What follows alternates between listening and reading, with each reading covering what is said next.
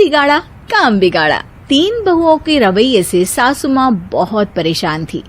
दरअसल बात ये थी कि तीनों बहुओं में किसी बात को लेकर अनबन हो गई थी। तब से ही तीनों एक दूसरे से मुंह फुलाए रहती थी। ना कोई सीधे मुंह किसी से बात करती, ना किसी का कहना मानती। पड़ोसी भी इस बात को जानते थे और जाने कैसे कैसे बातें भी करते। इसीलिए सासू माँ ने तीनों बहुओं को तुरंत अपने कमरे में बुलाया। मैं कई दिनों से देख रही हूँ, तुम तीनों अलग अलग सारे काम कर रही हो। ये सब नहीं चलेगा, तीनों को मिलकर ही काम करना पड़ेगा। सास की बात सुनकर एकदम से बड़ी बहू बोल उठती है। नहीं मम्मी जी, मैं इन दोनों के साथ कुछ नहीं कर सकती। मैं इस घर की बड़ी बहू हूँ, फिर भी ये मेरा कहना बिल्कुल भी नहीं मानती।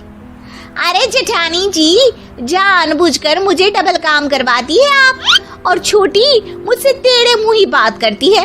इन दोनों के बीच हमेशा सैंडविच बन जाती है मेरी, और मैं हमेशा आलू की तरह बीच में मसली जाती हूँ। मम्मी जी, इन दोनों को लगता है कि मैं छोटी हूँ तो इनके पैरों तले दब जाऊंगी, लेकिन नहीं, मेरा भी उतना ही अधिकार है जितना इन दोनों का है। बड़ी आई दोनों मेरी चुगली करने के लिए, मुझे क्या कम समझ रखा है। तीनों बहू एक दूसरे से बहस करने लगती है और सास दोबारा ये देखकर टेंशन में आ जाती है और सबसे कहती है, चुप हो जाओ, अब से तुम तीनों सारे काम एक साथ करोगी।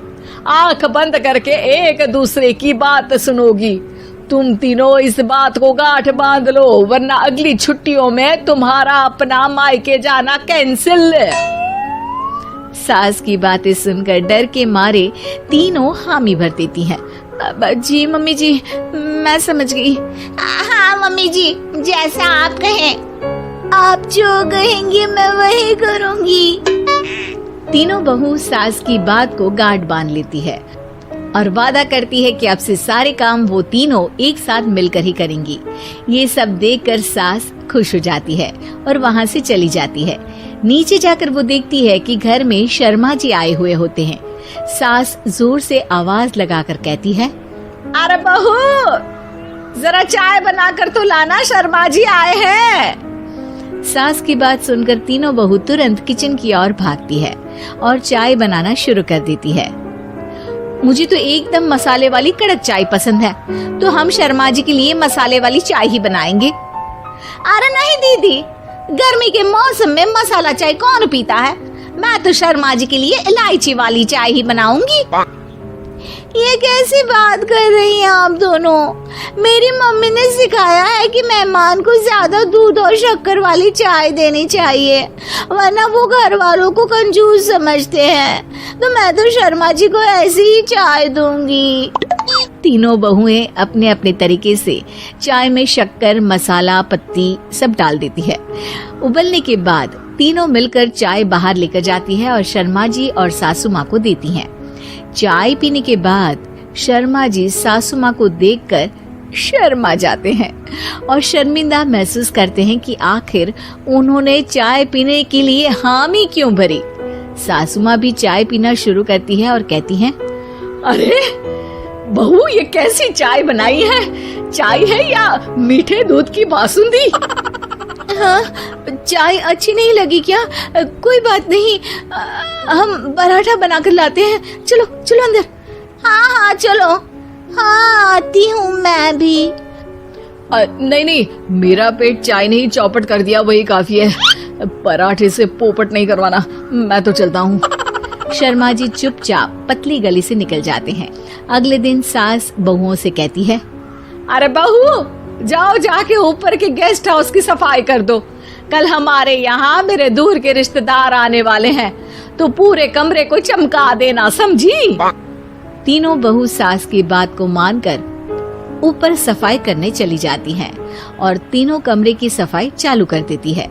बड़ी बहू मकड़ी के जाले साफ करती है, तो बीच वाली झाड़ू लगाना और छोटी वाली सर्फ डालकर जमीन धोना शुरू कर देती है।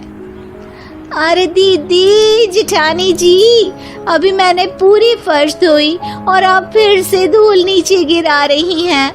और मछली जेठानी जी, आप बिना झाड़ू की धूल यहाँ छटक रही हैं। अरे तीनों को साफ करना है, एक साथ सफाई करते हैं ना।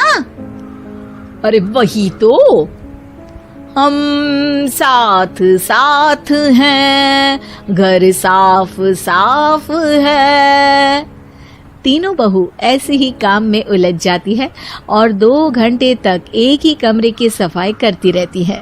बहुत देर से अपनी बहुओं को ना देखने के कारण सास ऊपर कमरे में उन्हें देखने जाती है, लेकिन कमरे में घुसते ही वो गीली फर्श पर फिसलने के कारण नीचे गिर जाती है। ओरी मोरी मैया, हड्डी मरोड़ के रख दी। आए मेरी तो कमर ही टूट गई रे।